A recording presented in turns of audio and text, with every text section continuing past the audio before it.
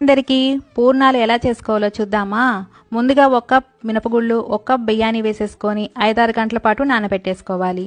అలాగే ఒక కుక్కర్లో ఒక కప్ శనగపప్పు వేసుకొని 4 కప్పుల వాటర్ పోసుకొని చక్కగా మనం 5-6 విజిల్ వచ్చే వరకు ఉడికించేసుకోవాలి. మెత్తగా ఇలా ఉడికిపోవాలండి. ఎక్సెస్ వాటర్ అంతా వడకట్టేసుకొని చక్కగా పప్పు గుత్తితో ఈ పప్పునంతా మెదుపుకొని అలాగే ఒక కప్ బెల్లాన్ని వేసేసుకొని బాగా మిక్స్ చేసేసుకోవాలి. స్టవ్ వెలిగించి స్టవ్ మీద పెట్టేసుకొని బాగా దగ్గర పడే వరకు బాగా మిక్స్ చేసేసుకున్నాక ఫైనల్గా ఇలాచీ పౌడర్ వేసేసుకొని వేరొక బౌల్లోకి ట్రాన్స్ఫర్ చేసుకోవాలి. అలాగే నానిన పప్పులో మిక్సీ జార్లోకి ట్రాన్స్ఫర్ చేసుకొని 1/4 కప్ దాకా అటుకులు వేసేసుకొని సాఫ్ట్గా గ్రైండ్ చేసుకోవాలి.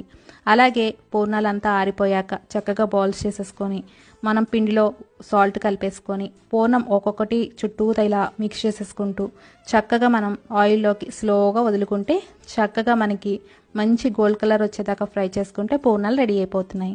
లైక్ చేసి సబ్స్క్రైబ్ చేయండి.